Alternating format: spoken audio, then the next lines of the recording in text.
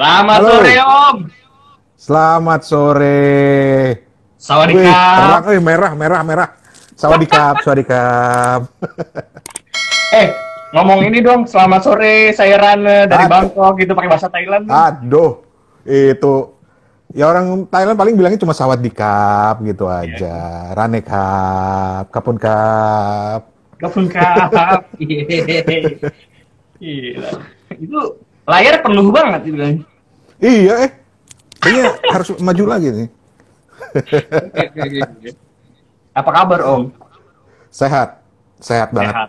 Ya, Alhamdulillah. masih work from home, udah masuk bulan kelima ini. Oke. Tapi ya tetap work from home. 5 bulan kerja dari rumah. Ini udah masuk Astaga. bulan kelima. Ini udah masuk bulan kelima. Sebenarnya sih kantor udah mulai kendorin, tapi masih dibebasin lah karyawannya mau di rumah atau mau tetap kerja di atau mau balik ke kantor bebas-bebas aja gitu. Eh, tapi ngomong-ngomong kondisi di Bangkok lah ya secara spesifik Hmm, karena Om Rane tinggal hmm. di Bangkok ya. Di Ya, Bangkok sekarang ini gimana sih? Apakah sudah mulai masuk ke masa kalau kayak kata kita kan PSBB transisi nih gitu. Kalau di sana hmm, gimana hmm, sih? hmm. Sebenarnya udah, bahkan jam malam itu udah sebulan diangkat. Biasanya kan ada jam malam dari jam 9 atau jam 10 sampai jam 5 pagi. Gitu. Nah, ini udah diangkat, terus jumlah kasus itu udah turun banget, udah turun banget. Bahkan nyaris udah nggak ada penularan lokal dalam beberapa minggu terakhir ini. Oke. Cuma yang jadi masalah adalah beberapa hari lalu muncul lagi nih penularan import, kasus import gitu dari orang yang baru datang dari luar.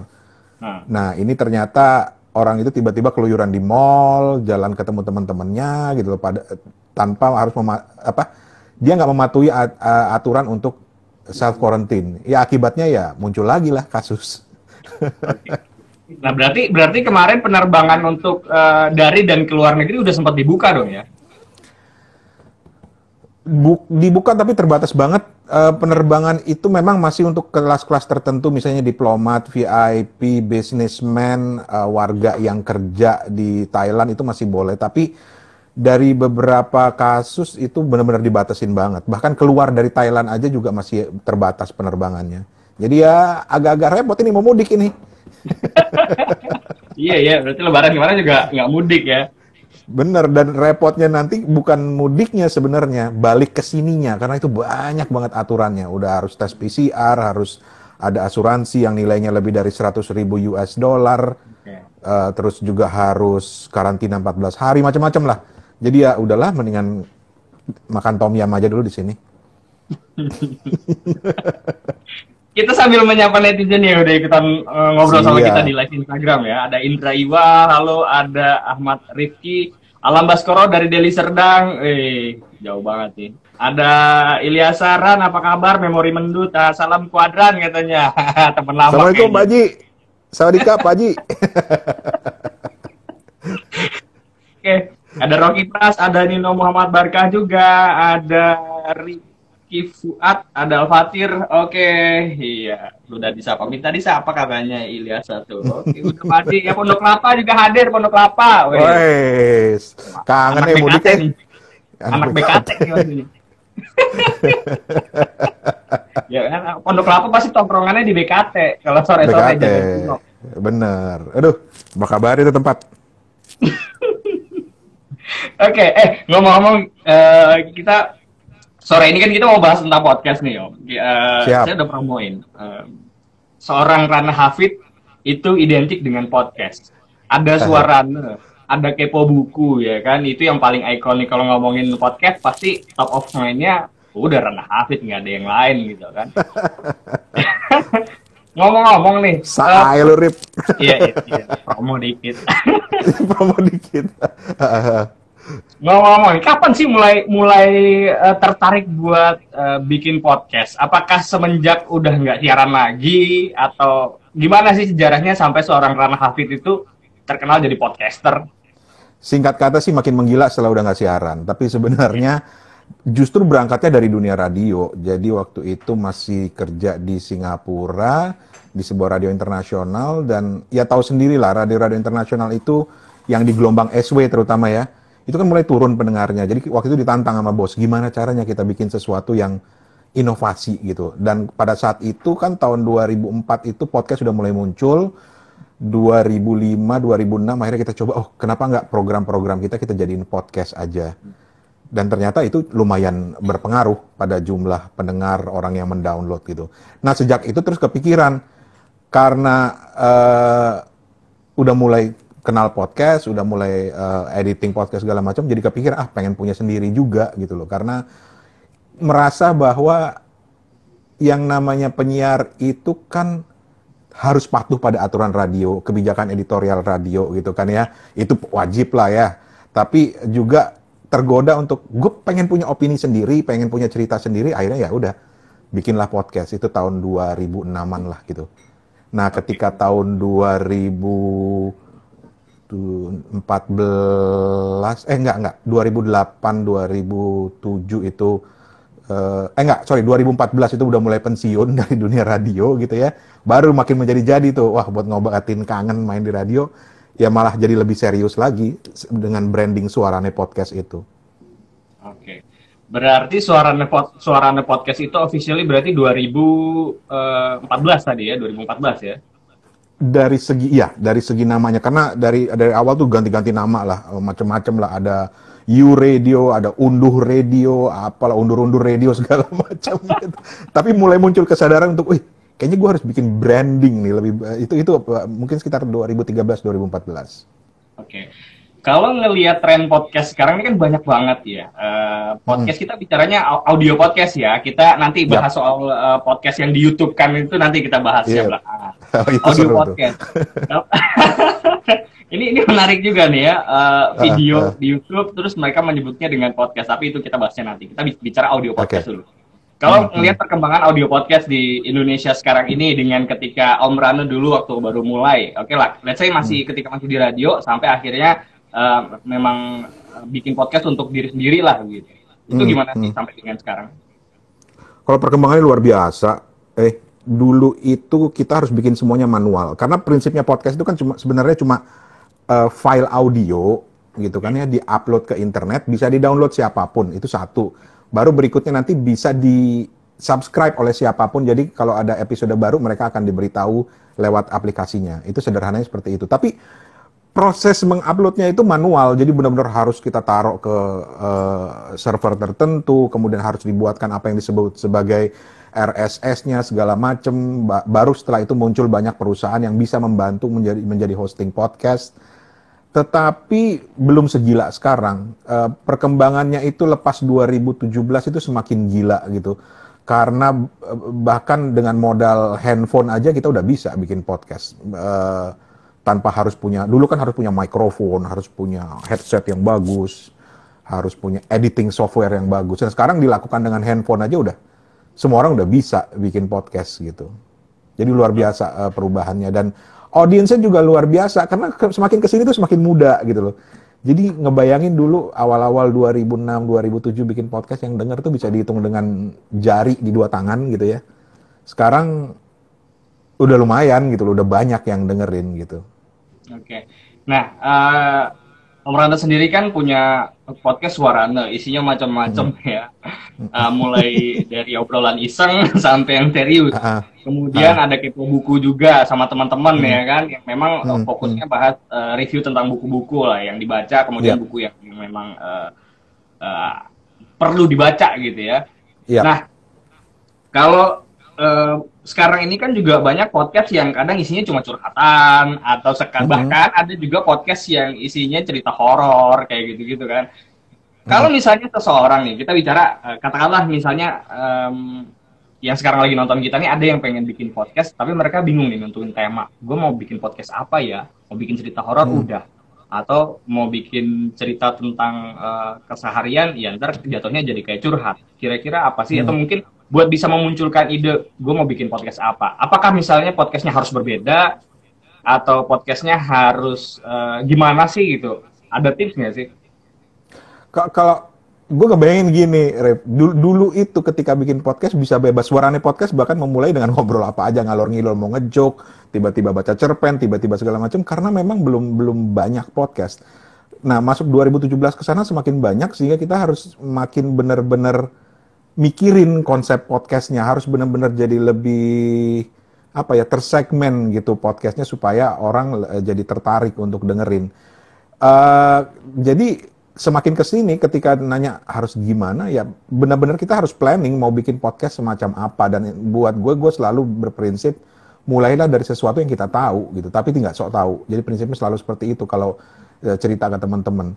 Apa sih yang kita kuasain, yang kira-kira pantas kita present, kita bagi ke orang. Karena gue selalu percaya bahwa medium apapun, mau radio, podcast, televisi, segala macam, ketika itu ada manfaatnya buat para pendengar atau audiensnya, walaupun itu cuma menghibur, sekalipun itu udah layak untuk kita sharing dengan orang. Jadi benar-benar gali deh apa yang bisa kita tahu. Ada teman yang bisa fotografi, dia bikin podcast tentang fotografi. Yang paling banyak sekarang apa? Podcast. Orang suka bola, semuanya bikin podcast bola. Tetapi kemudian ada beberapa podcast bola yang jago banget mengemasnya dengan angle-angle tertentu sehingga orang lebih banyak mendengarkan dia. Jadi memang nggak gampang sih. Podcast buku misalnya itu banyak banget orang yang ngomongin soal buku, apalagi dengan medium podcast ini kan. Tapi bagaimana mengemasnya supaya podcast ini kita bisa lebih menarik, bisa lebih unik, lebih spesifik, lebih niche, istilah kalau bahasa media sosialnya gitu. Nah itu yang justru lebih menarik. Jadi mau nggak mau harus gali dulu ke diri kita sendiri, apa sih yang kita punya untuk share. Walaupun nggak tertutup kemungkinan kalau memang mau jadiin podcast itu cuma buat sekedar buat curhat, buat ngobrol, buat berbagi opini, nggak masalah. Banyak kok podcast-podcast model gitu yang ternyata pendengarnya juga banyak. Oke. Jadi kebutuhan tuh selalu ada kok. Banyak orang yang juga mungkin ngerasa butuh teman bicara begitu ya, ketika Persis. ada podcast, ada wadah untuk mereka bisa sharing tanpa keterbatasan lah begitu. Nah, kalau dari bicara mengenai pergeseran nih, kalau kita tahu kan di televisi ketika orang sudah mulai bosan dengan televisi yang acaranya itu aja, drama, yang sinetronnya azab dulu ya kan. Terus kemudian ada YouTube sebagai alternatif tontonan. Orang bisa memilih gue mau nonton apa yang gue suka gitu kan.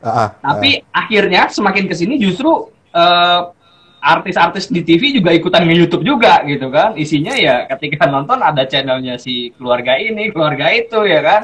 Atau prank ini, prank itu. Ya apa bedanya nonton YouTube dengan nonton TV, karena isinya ya orangnya dia juga gitu kan. Dia juga. Terus kemudian podcast muncul sebagai satu alternatif. Kalau tadi Om Rando bilang mungkin ketika kita nggak bisa menyalurkan idealisme kita atau opini kita di media tempat kita bekerja karena keterbatasan aturan tadi, kemudian kita bikin podcast yang lo bebas ngomongin apa aja selama tidak menyinggung sara begitu ya misalnya, atau tidak menyebarkan hate speech lah.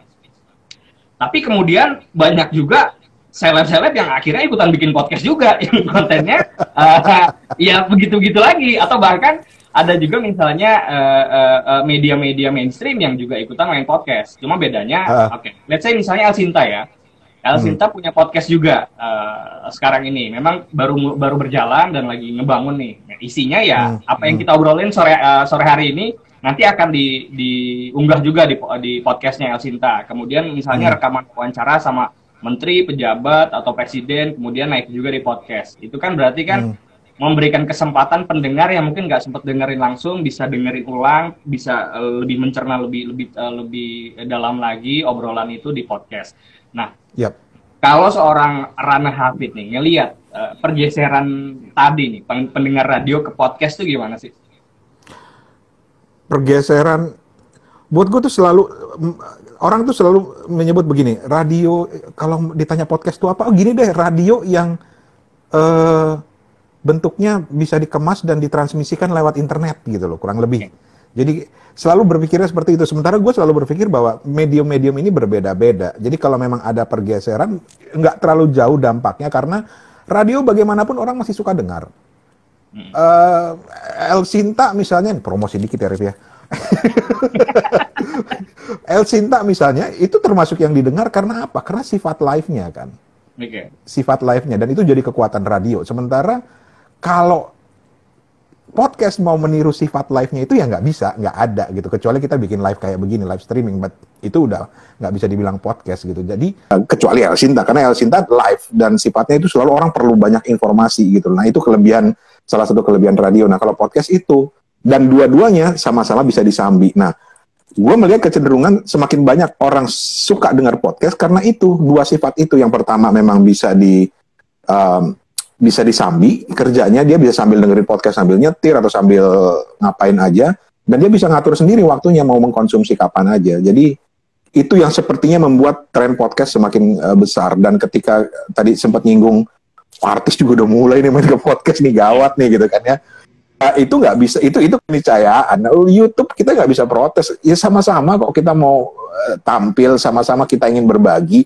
Dan ketika artis yang masuk ya karena memang dia sudah punya banyak audiens, dia bawa audiens untuk ikut. Jadi kebayang sih, contoh paling gampang lah, agak menyimpang, Instagram itu setelah 2-3 tahun muncul nggak banyak yang pakai, sampai kemudian seorang Justin Bieber buka akun Instagram, jutaan orang pindah ke Instagram. Nah itu yang terjadi sekarang kalau mau dilihat sisi positifnya, bahwa host-host terkenal, artis-artis sudah mulai banyak main podcast juga, ya nggak apa-apa, berarti makin banyak orang yang sadar keberadaan podcast.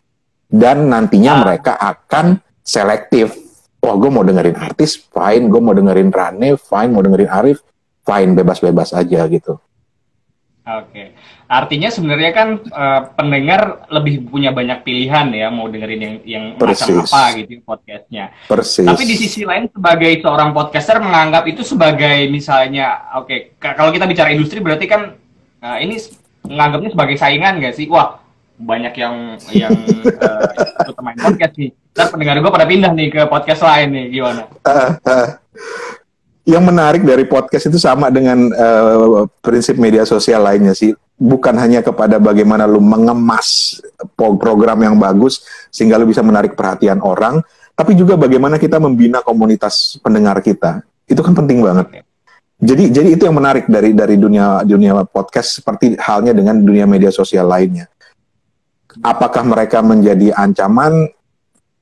Sering ada pemikiran seperti itu, tetapi kalau gue sih pengennya untuk mencoba melihatnya dari sisi bahwa jadi makin rame orang podcasting, makin banyak ide, dan kita bisa jadi lebih menyempit segmennya gitu. Mungkin kalau para artis dia menjual keartisannya, popularitasnya, dan orang yang fansnya itu kan, kalau artis itu prinsipnya selalu pengen tahu ada apa sih di balik si artis ini gitu loh. Iya kan? Kalau kita mungkin nggak bisa ngambil angle yang lain, bahwa ada sesuatu yang bisa kita bagi kepada teman-teman yang mendengarkan. Walaupun itu mungkin cuma sekedar ilmu, pemahaman, atau cuma sekedar hiburan gitu. Nggak banyak kok yang bukan artis tapi sekarang boomingnya luar biasa. Dan gue berani bilang bahwa di 10 besar podcaster di Spotify sekarang aja itu yang bukan orang terkenal banyak.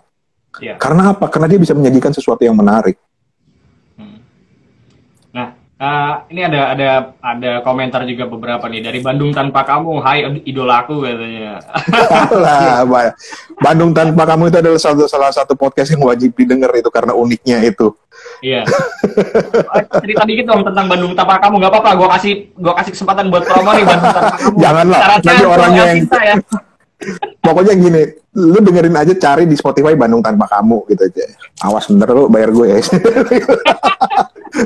Tapi itu keren karena dia bisa menciptakan sebuah nuansa baru di podcast. Buat gue podcast itu semakin menarik ketika dia bisa tantangan main audio. Arif sendiri sebagai orang radio tahu kan bahwa gimana sih membuat orang menghadirkan gambaran di kepala orang, di benak orang. Ada yang bilang apa istilahnya theater of mind lah gitu. Theater of mind. Jadi misalnya entah dia mau membangun gambaran yang seperti apa tentang dirinya, tentang apa yang dia sampaikan, itu tantangannya. Dan Bandung Tanpa Kamu ini adalah salah satu yang berhasil menghadirkan itu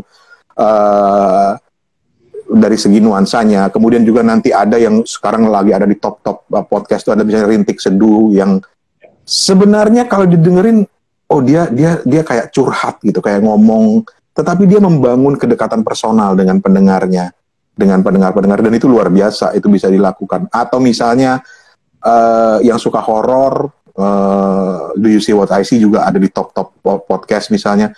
Itu luar biasa bagaimana dia mengemas cerita orang yang biasa-biasa seperti ini, dikemas dengan mixing yang luar biasa sehingga menjadi sebuah bukan tontonan tetapi sebuah medium atau cerita yang didengarkan, dan itu membuat gambaran di kepala kita yang menarik gitu. Theater of mind-nya itu muncul.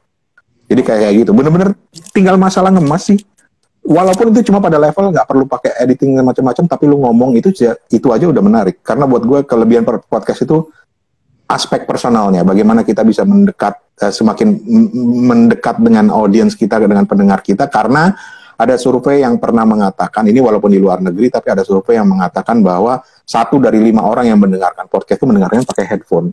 Dan itu kesempatan bagi kita benar-benar, kita sebagai penyiar atau podcaster masuk langsung ke orang itu tanpa, jadi kita bisa memanfaatkan unsur personalnya. Beda dengan radio yang kadang-kadang orang masih dengerin radio di atas meja, rame-rame dengerinnya gitu.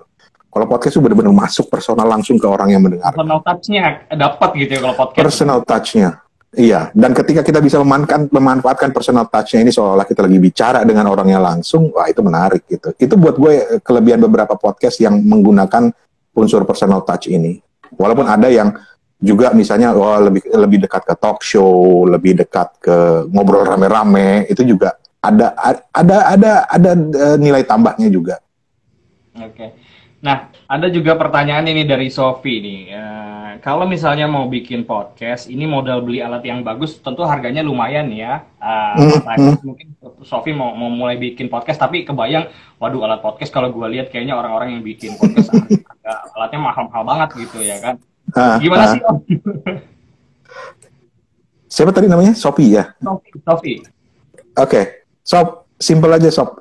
Coba lihat yang ada di tangan lo sekarang gitu. Kita tuh sekarang udah nggak bisa lepas dari handphone kan. Tidur aja tuh handphone jadi teman tidur tuh. Itu sebenarnya dengan modal itu aja udah bisa bikin podcast. Nggak perlu mikir, wah pakai mikrofon apa, pakai mixer apa, nggak perlu. Pakai handphone aja. Jadi terobosan baru di dunia podcast sejak tahun 2017 yang buat gue itu benar-benar bisa dibilang sebagai tonggak kemajuan podcast adalah karena semua modelnya dengan handphone sekarang. Bahkan nggak perlu pakai mikrofon, cuma ngobrol. Hey, ketemu lagi di Arif Budiman Podcast gitu loh. Gue punya cerita hari ini. Itu kita bisa lakukan semuanya di handphone. Jadi modelnya cuma handphone plus beberapa aplikasi dan aplikasi yang banyak dipakai. Sekarang misalnya adalah Anchor. Anchor itu karena kelebihannya karena kita bisa edit di situ, masukin musiknya di situ. Kita bisa bahkan aplikasi ini bisa membantu menyebarkan ke banyak platform. Jadi podcast itu kayak apa ya? Podcast itu perlu platform distribusi. Jadi misalnya lu dengerin podcast di mana? Oh, gue dengerin di Spotify. Oh, gue dengerin di Apple Podcast. Oh, gue dengerinnya di Breaker misalnya. Nah, aplikasi Anchor ini bisa nyebarin ke semua distributor podcast itu. Aplikasi yang dipakai untuk mendengarkan podcast itu. Itu yang menarik. Free, ya? It's all free. It's all free gitu loh. Dulu untuk bisa langganan hosting podcast itu $300 sebulan. Lumayan. Bukan lumayan lagi tuh, uang jajan itu seminggu lo makan itu. Iya. Gitu. Tapi sekarang semuanya gratis. Jadi tinggal bagaimana memanfaatkan itu dengan kreativitas kita sendiri-sendiri. Oke. Ada komentar juga dari Alam Baskoro nih. El Tinta seperti juga podcast itu menyuarakan yang nggak tersuarakan. Oke, seperti obrolan kita tadi. Terus juga ada Kopi Luwak Organik. Haryo, halo Haryo Ristamaji, Marisi Manalu, halo juga Adir. Ada siapa lagi tadi? Oh, ada Pak Anton Teddy, ini bosnya TX Travel ya kan. Pengen ngajak halo. Bikin podcast keren loh, podcast travel. Iya benar keren ya. Ntar saya coba ajak Pak Anton Teddy ya. Ajak jalan-jalan. Oke, ada Soliha nih, Bang. Saran buat yang baru belajar bikin podcast tapi belum mahir merangkai kata. Ya kan, jadi harus ngapain dulu? Baca bismillah. Baca bismillah, satu. Yang kedua, langsung ngomong. Karena gini, kita selalu punya patokan bahwa orang yang yang pintar ngomong itu adalah orang-orang kayak Arif, yang sudah terbiasa di belakang mikrofon. Atau orang-orang kayak Mbak Najwa Shihab, yang udah terbiasa membawakan acara dengan keren banget gitu. Kita selalu punya patokan itu, tapi kita lupa bahwa kita bisa dalam keseharian kita, kecuali kita memang hidup sendiri ya, tapi dalam keseharian kita berkomunikasi dengan orang, itu yang disebut sebagai personality kita. Di situ kita udah bisa menilai, setiap kali saya ngomong dengan orang nih, orang mendengarkan nggak sih, menarik nggak sih, ada cerita yang bisa saya sampaikan nggak sih. Sebenarnya dengan modal itu aja udah cukup untuk memulai podcast gitu. Nah, tinggal nanti masalahnya mengembangkannya gimana. Kalau soal suara, misalnya kan selalu ini yang jadi penghalang nomor 1.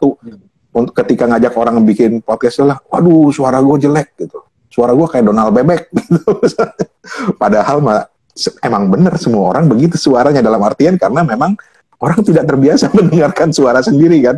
Ya kalau Arif ya tiap hari dengerin suaranya udah narsis dia suaranya gitu. Ya nggak sih? Tapi ya itu, jadi selalu udahlah bikin aja dulu, ngomong aja dulu. Dan kelebihannya pakai handphone ini adalah kalau gue selalu ngajak teman-teman yang baru mulai, yang nggak pede sama suaranya, itu selalu tempel aja kayak seolah-olah dia lagi ngobrol dengan orang di telepon, sehingga dia jadi lebih personal. Jadi jangan selalu tergoda ketika mikirnya podcast, gue harus suaranya harus keren, ngomongnya harus tertata, nggak juga kok. Aspek personal dari podcast itu adalah ketika kita bisa menjadi diri kita sendiri dengan kepribadian kita sendiri, ngobrol apa yang kita tahu, sharing dengan orang, dan tantangannya adalah membiasakan diri. Seorang penyiar El Sinta nggak butuh tentu butuh berhari-hari dong sampai bisa lancar ngomongnya. Gue sendiri suka mikir loh kalau lagi di jalan, lagi naik mobil nih, orang-orang teman-teman di El Sinta nih bisa betah loh, nggak ada jeda musik, nggak ada jeda apa, ngomongnya panjang lebar, itu pasti perlu waktu untuk dilatih kan. Nah itu hanya masalah itu. Jadi mengembangkan apa yang kita sudah punya, personality kita, itu aja sih kalau menurut gue sih. Gue yang 14 tahun di radio aja kadang kalau ketemu narasumber yang baru masih gagap, Om. Yo. Ya kan? Narasumber yang baru tuh pasti gagap. Ini orang gimana nih karakternya, bisa di bercandain nggak nih? Ya kan, ntar kita bercandain tuh dia serius garing ya kan gitu. Benar. Berarti kemampuan kita untuk membaca karakter orang juga penting ya kalau bikin konten semacam podcast ini ya. Kalau misalnya isinya adalah kita ngobrol sama orang lain atau wawancara gitu modelnya. Iya. Dan bahkan mungkin jadi lebih menarik loh, karena ya sebagai jurnalis ya, kita kan diajarin untuk punya patokan-patokan tertentu ketika mendekati orang kan. Tapi coba pakai teori dalam keseharian aja. Gimana sih pertama kali kita kenal orang? Ice breakingnya gimana? Ngobrolnya gimana? Ngajak dia ngobrol gimana? Mulailah misalnya dengan ngajak ngobrol teman-teman sendiri di podcast, sehingga kita udah terbiasa untuk dengan dia, kita udah terbiasa ngobrol yang lebih personal, yang lebih santai. Baru nanti beranikan diri untuk, saya mau kenalan Ami ini ya. Gimana kalau ngajak di podcast saya? Jadi gimana nanti cara ngomongnya, cara approach-nya, itu bisa dibangun perlahan-lahan. Tapi prinsipnya adalah ngobrol aja dulu, mulai aja dulu gitu loh. Rekam aja dulu. Oke. Kita sambil menyapa lagi Om ya, ada Edri Pulungan, ada Muhammad Muslihun ini, gila, orang Brotherland nih, Tanah Abang, Brotherland Muslihun. Asik. Ada, thank you Soliha udah dijawab pertanyaan sama Bang Rana.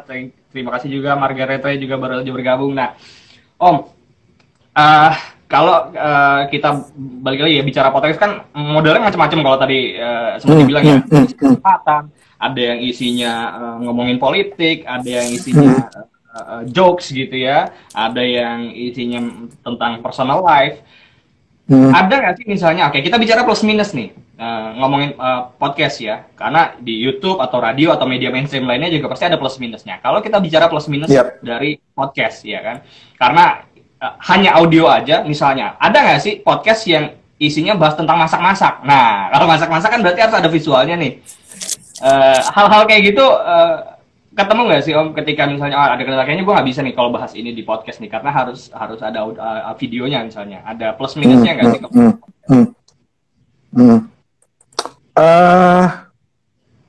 Kayaknya nyaris semuanya bisa di podcast deh. Oke. Karena itu kan hanya pada masalah kemampuan kita mendeskripsikan sesuatu kan. Gue punya teman fotografer, dia bisa bikin podcast tentang fotografi. Ketika dia harus menggambarkan apa itu bokeh segala macam, dia menggunakan kemampuan deskripsi dia, gitu. Masak apalagi gitu. Pernah iseng-iseng nyoba beberapa episode waktu itu bikin tentang podcast masak. Gue malah lebih yakin, ya ini subjektif orang audio ya, orang radio. Malah lebih yakin ketika kita melihat foto makanan dibandingkan dengan ketika kita dengar cerita orang tentang makanan, kita akan lebih cepat ngiler ketika dengar cerita orang. Gitu loh. Misalnya, ini gila nih apa ketopraknya enak banget ya. Dia itu nggak terlalu manis, nggak terlalu asin, dia bisa menggambarkan rasanya, kerupuknya keren. Itu kayaknya lebih ngiler gitu loh ketika mendengarkan ketimbang ngelihat fotonya atau videonya gitu. Jadi tinggal pinter-pinter ngemas. Apa coba yang sekarang nggak bisa di podcastin? Karena masalahnya audio itu kan sebenarnya hanyalah bentuk visual dari audio, dari suara kita kan, kemampuan kita mendeskripsikan itu, memvisualkan itu di benak masing-masing orang yang mendengarkan. Gitu aja. Jadi belum kepikiran sih apa yang nggak bisa di podcast. Oke. Ada Fatir nih yang nanya ini Om. Kalau nggak salah tadi sempat dengar soal ngobrolin soal buku nih Om. Nah, buku apa yang paling kalau Fatir sih nanya paling menantang ya. Mungkin baca buku di pinggir jurang itu menantang juga ya. Atau baca buku di kandang buaya ya kan, itu menantang. Nah, bicara soal suaranya tadi udah ya kan, ketika Om Rano memulai podcast dari yang awalnya tugas kantor, kemudian jadi bikin podcast pribadi, terus kemudian sekarang berkolaborasi juga sama teman-teman bikin podcast Kepo Buku. Cerita sedikit dong soal Kepo Buku. Kenapa buku sih yang dibahas? Ya karena kebetulan kita bertiga hostnya itu suka buku gitu. Tapi terus kemudian waktu itu mikir podcast seperti apa ya yang bisa kita pakai untuk cerita soal buku gitu. Karena podcast itu udah banyak. Yang mayoritas kan rata-rata review kan. Oh buku ini bagus nih, ceritanya tentang ini, penulisnya si ini, penerbitnya ini, itu udah banyak gitu. Nah kemudian kita kepikiran untuk balik ke awal aja dengan podcasting, dengan konsep kepo, pengen tahu gitu loh. Sering nggak sih kita duduk di tempat publik ngeliat orang lagi baca tuh penasaran, ini minimal pengen lihat tuh covernya apa sih yang lagi dia baca gitu loh. Nah itu konsep seperti itu yang akhirnya kita pakai, dan kemudian Kepo Buku itu menjadi sebuah podcast tentang buku yang konsepnya adalah ngobrol lepas, ngobrol santai gitu. Karena waktu itu kita mikir, pokoknya kita ada teman yang di Singapura. Jadi Kepo Buku tuh hostnya ada satu di Ambon, satu di Singapura, satu di Bangkok. Waktu itu kita mikir, ntar kalau ngomongnya serius-serius amat malas banget nggak mau gitu loh. Gimana kalau kita ngobrolnya kayak kita ngobrol biasa aja, kayak kita lagi ngobrolin tentang pertandingan bola tadi malam, atau kayak kita ngobrol tentang film yang kita tonton barusan gitu. Itu bisa kali ya. Oh ternyata kita coba 1-2 episode masih kaku, tapi lama-lama bisa loh. Dan ternyata memang bisa kita ngobrolin buku tanpa harus mengernyitkan dahi, tanpa harus serius-serius amat gitu. Jadi konsep kepo, makanya bahkan namanya pun kita buat Kepo Buku, karena kita selalu kepo dengan bacaan orang lain. Nah ini adalah contoh bagaimana kita bisa mencari niche, ceruk-ceruk ketika kita sedang mau bikin podcast, tapi ngelihat udah ada orang lain yang bikin podcast serupa, ya jangan mundur duluan, cari sesuatu yang menarik gitu. Nah, salah satu yang ditempuh oleh Kepo Buku adalah gimana caranya membuat podcast dengan ngobrol yang lebih informal, ngobrol ala warung kopi begitu. Dan kebetulan dapat hostnya juga yang satu agak-agak gila, yang satu agak-agak pendiam, tapi justru itu menjadi kombinasi yang luar biasa gitu ketika kita harus ngomongin buku. Oke, karena biasanya identiknya kalau yang baca buku itu kan biasanya nerd gitu ya kan, atau misalnya introvert gitu kan. Justru dikemasnya lebih fun gitu ya. Betul. Jadi cuma contoh aja bagaimana caranya kita mencari angle atau sesuatu yang berbeda dari yang udah dilakukan orang lain, dan itu menarik loh. Proses itu adalah sesuatu yang menarik. Ketika kita bilang kita mau bikin begini, udah ada yang bikin lagi, coba lagi, rubah lagi polanya segala macam. Itu proses membuatnya itulah yang buat gue menarik dari dunia podcasting. Oke. Ada Muhammad Eriansyah, ada Berry Hamzah juga baru bergabung. Aji Rohadi dari Jepang lah. Ini kawan lama nih, Aji Rohadi. Kemarin kita udah live sama Mas Aji nih. Iya, waduh. Oke, ada Eko Swantono, halo, ada Atamrin, biasa Dinata. Edri Dapulungan, keren ya Mas Rano Kepo Buku, semoga bisa sinergi juga katanya. Wah, oke. Ada Michael di Palu. Oke, Michael Vincent di Palu. 2007 saya browsing tentang radio podcast. Saya nemu suarana.org. Ternyata banyak manfaat di situs itu. Keren Om Rana dan untuk Om Arif, kalian kece. Thank you. Itu udah 13 tahun yang lalu ya. Jangan diingetin udah tua. Raise Handy pivoting katanya. Atau Aji Rohadi ikutan komentar. Iya Mas Rana kan emang nerd katanya. Sesama nerd jangan saling manggil nerd lah. Ngumpul jadi bikin arisan. Ntar arisan. Nah, kalau oke, gue juga mau minta advice nih. El Sinta bikin podcast juga. Mungkin Om Rana belum sempat dengerin, tapi seenggaknya ada gambaran bahwa podcastnya El Sinta isinya balik lagi saat yang pertama adalah apa yang kita obrolin di live Instagram ini nanti akan dikonversi jadi file audio, kemudian masuk ke podcast. Ada juga misalnya wawancara-wawancara dengan tokoh publik, entah itu pejabat, menteri, dan lain sebagainya yang memang lagi jadi perhatian masyarakat. Kemudian file audionya masuk juga ke podcast. Kalau misalnya dari Om Rane lah misalnya, kalau ngelihat tren podcast dari media-media mainstream yang kemudian main ke podcast, radio lah yang paling banyak kan radio ya, radio-radio lain di Jakarta juga banyak yang punya podcast, tapi ada yang isinya ya sama dengan isi siaran radio mereka secara reguler, ada yang memang secara khusus podcast itu dibikin. Kalau dari Om Rane sendiri ngelihat apa yang misalnya sebaiknya dilakukan oleh media-media mainstream yang dia sudah punya kanal untuk siaran reguler tapi juga main podcast? Yang paling dasar, dan gue sebagai orang radio, mantan orang radio tepatnya, adalah ketika pertama kali kenal podcast tuh langsung mikir gini, kita dulu diajarin bahwa radio itu media sekali denger, ya nggak sih?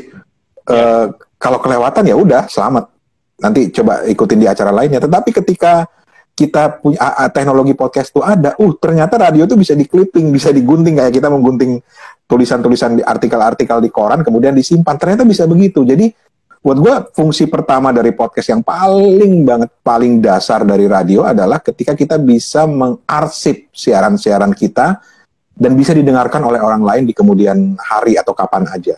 Karena seperti tadi prinsipnya nggak semua orang kan sekarang bisa diatur untuk dengerin jam segini.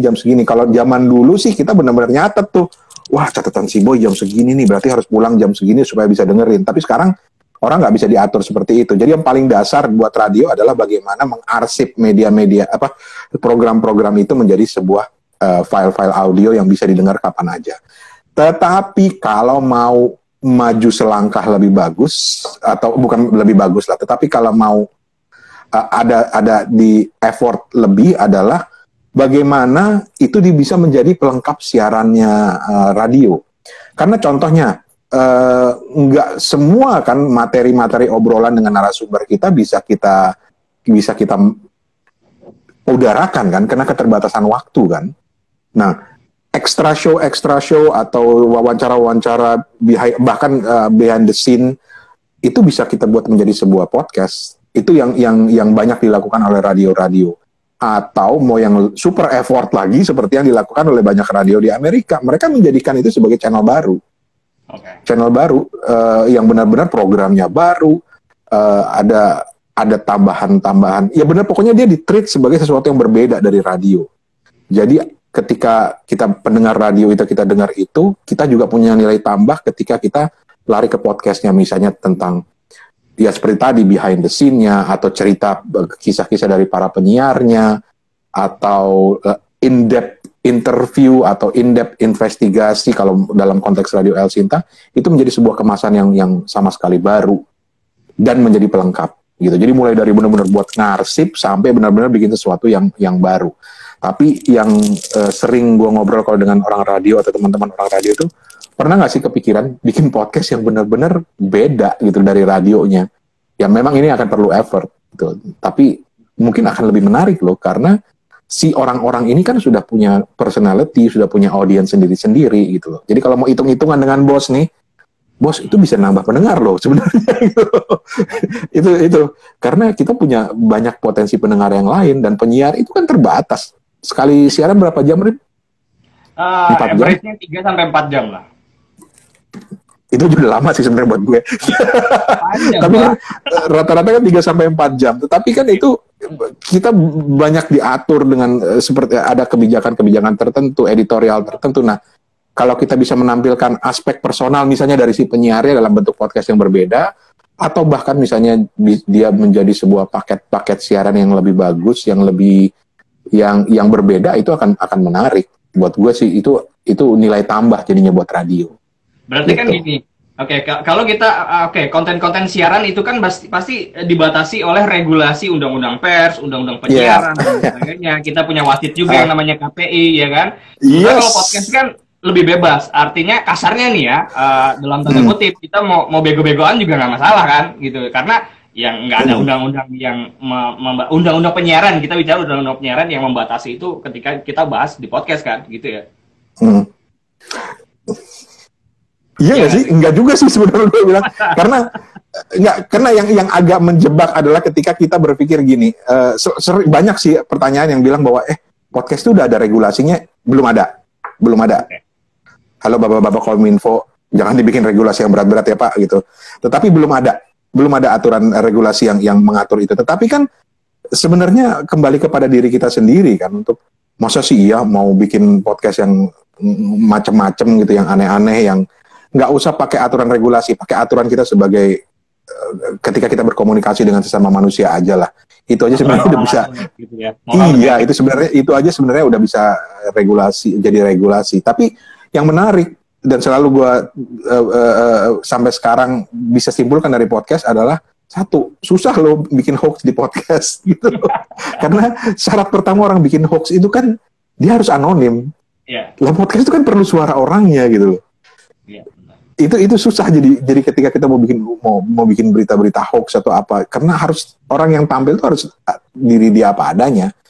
Oke. Itu yang menarik dari podcast. Dan ketika ngomong regulasi ya lagi-lagi lah, regulasi yang standar aja dulu lah, antar kita manusia dulu gitu, baru ikut regulasi yang baku. Apalagi kalau podcast dari radio kayak podcastnya El Sinta, tentu ya dia udah punya entitas dong yang bisa aja nanti diatur secara regulasinya gitu loh. Oke. Nah, kalau ngomong-ngomong soal podcast, kemudian YouTube begitu ya kan, YouTube kita tahu orang banyak yang akhirnya menjadikan YouTube itu adalah ladang bisnis buat cari uang gitu ya. Nah, kalau ngomong-ngomong podcast, podcast tuh bisa jadi bisa dimonetize gak sih, Om? Gini, gara-gara YouTube, semua orang berpikir bahwa ketika mau memonetize podcast itu harus model YouTube kayak AdSense, Ya. gitu loh. Orang suka nge-YouTube tuh karena mereka berharap dengan pendengar banyak, padahal sekarang YouTube tuh minimal 50.000 loh baru masuk duit, istilahnya gitu. 50.000 yang nonton. Itu mikirnya seperti itu. Karena itu jadi mikirnya lebih pasif. Yang penting bikin konten, nanti duit masuk. Asal tinggal gimana kita banyak-banyakin pendengarnya kan, atau penontonnya. Podcast sebenarnya udah ada pola yang seperti itu ala AdSense, dan itu sudah digagas oleh Spotify dan Anchor sebenarnya. Tapi masih terbatas di Amerika. Jadi belum sampai ke Indonesia. Dan gue melihat ini, walaupun mereka dengar-dengar udah ngelirik sih, karena kaget mereka melihat audiens podcast di Indonesia gila-gilaan gedenya gitu. Tapi sebenarnya kalau kita mau main monetize kan banyak sebenarnya sela-sela yang lain gitu loh. Ya kalau mau yang pakai tradisional radio, bikin spot iklan atau adlib misalnya, itu paling simple. Tapi kan banyak yang lain, banyak yang menjadikan podcast sebagai etalase untuk personal branding dia, misalnya. Untuk kemudian dia diundang jadi perbicara, itu salah satu contohnya. Atau misalnya kerjasama sebagai endorser untuk produk-produk tertentu. Atau kalau perusahaan-perusahaan misalnya bisa bikin misalnya branded podcast. Itu lagi terkenal banget gitu loh, branded podcast ini. Dan banyak kemungkinan-kemungkinan lain. Pikirlah podcast ini sebagai sebuah alat yang bisa kita apain aja buat nyari duit. Sama ketika kita punya pisau, kita buat nyari duit juga bisa, mau kita apain aja gitu loh. Gitu. Tapi ya nggak salah sih kalau kemudian berpikir bahwa gue maunya yang kayak YouTube ada AdSense-nya. Ya kalau mau yang kayak gitu sabar kalian, nunggu bentar lagi, mudah-mudahan ada di Indonesia. Amin, mudah-mudahan Anchor bisa pasang AdSense di Indonesia ya. Oke. Karena udah ada sebenarnya sistem, tapi masih di Amerika. Oke, itu menjawab juga mungkin pertanyaan dari Berry Hamzah tadi, supaya dapat cuan dari podcast gimana caranya. Oke. Nah, ini terakhir. Oh, tadi kan sempat gue bahas di awal. Kemudian ada YouTube, akun YouTube yang 3 to 1 close the door itu ya kan. YouTube yang dipodcastkan atau podcast yang YouTube kan, itu gue juga nggak paham tuh. Kalau melihat konten-konten semacam ini gimana sih Om? Kemudian juga terakhir mungkin ada ya say something lah untuk para podcaster di Indonesia. Kalau mau pindah ke YouTube, jadi gini, banyak orang yang salah kaprah bahwa podcast itu hanya audio. Kalau dilihat dari sejarahnya, podcast itu juga video kok. Jadi ada video podcast, ada audio podcast, ini bisa-bisanya Apple. Bisa-bisanya Apple ketika Steve Jobs pertama kali memperkenalkan podcast di iTunes, dia memperkenalkan itu dengan istilah podcast sebenarnya. Padahal penemunya podcast awal-awal, orang yang pertama kali bikin podcasting tahun 2004 itu lebih cenderung menyebutnya sebagai audio blogging. Oke. Gitu. Jadi ketika ada yang pindah ke podcast atau pindah ke YouTube atau mengklaim bahwa acara di YouTube mereka itu podcast, nggak masalah. Itu jadi yang Bapak 321 Close the Door itu juga nggak masalah sebenarnya ketika dia mengklaim bahwa itu podcast sebenarnya, hanya mediumnya yang berbeda, ada medium audio, ada medium video. Walaupun sekarang ketika orang bilang podcast, memang lebih banyak teringat pada audio. Kenapa? Bedanya dengan vlog apa? Nggak ada bedanya, sama sebenarnya semuanya gitu. Jadi itu cuma memang ada orang yang lebih nyaman menggunakan audio, ada orang yang ribet banget kalau pakai video, ngeditnya segala macam, itu ada. Tapi buat gue itu sama aja lah. Itu hanya masalah medium. Atau ngambil dua-duanya sekalian. Bikin podcast audio, bikin podcast video, bareng-bareng, upload, dapat audiens di kedua platform itu. Lebih asik kan? Oke. Gitu. Kalau gue bikin seperti itu. Jadi ya, selamat malam Pak Deddy atau selamat sore. Keren podcastnya. Cuma kenapa belum ada di Spotify? Say something untuk para podcaster di Indonesia dan orang-orang yang mungkin mau memulai podcast, Om. Buat teman-teman yang mau mulai podcast, ambil handphone, download aplikasinya, langsung bikin. That's it. And be yourself. Itu aja sebenarnya. Dan gue yakin bahwa semakin banyak orang yang menyalurkan atau berekspresi dengan podcast, akan semakin rame lah dunia konten di Indonesia ini, dan akan lebih lama-lama juga lu akan menemukan format yang bagus gitu. So, just be yourself dan langsung aja mulailah. Minimal nyoba-nyoba dulu, download aplikasinya, rekam. Kalau jelek juga kan nanti bisa dihapus kok gitu. Karena kalau nunggu-nunggu mau bikin podcast apa, lama-lama ribet ntar. Kadang malah nggak mulai-mulai gitu. Walaupun ada orang yang memulainya dengan planning yang bagus banget gitu, itu nggak masalah. Tapi yang mau mulai dengan langsung mulai juga nggak apa-apa kok. Mantap. Thank you banget Om, hari ini sharingnya banyak banget. Hari ini gue dapet ilmu banyak yang luar biasa. Kayaknya besok gue mau bikin podcast baru lagi lah. Asik. Lah podcast yang itu gimana nasibnya tuh? Oh iya. Yang kemarin aja deh gue ganti formatnya deh. Sekali lagi Om Randa, terima kasih banget udah sama-sama dari Bangkok, Thailand. Mudah-mudahan nanti kesempatan berikutnya kita bisa bahas tema-tema lain lagi bareng sama Aurana. Sekali lagi terima kasih buat sharingnya barengan sama El Sinta sore hari ini. Sukses terus podcastnya. Dan jangan lupa yang belum subscribe, itu bisa di-subscribe kan ya. Kepo Buku sama Suarana ya kan. Subscribe tuh, Kepo Buku sama Suarana di Spotify. Asik, ada. Dapat promosi lagi. Ya kan? Cari aja di Instagram lah, ada. Cari Suarana atau @rana. @kepo buku, udah follow deh. Ya. Thank you, Om. Sip, thank you. Sampai ketemu lagi. Assalamualaikum. Oke, Assalamualaikum, salam sama teman-teman. Siap.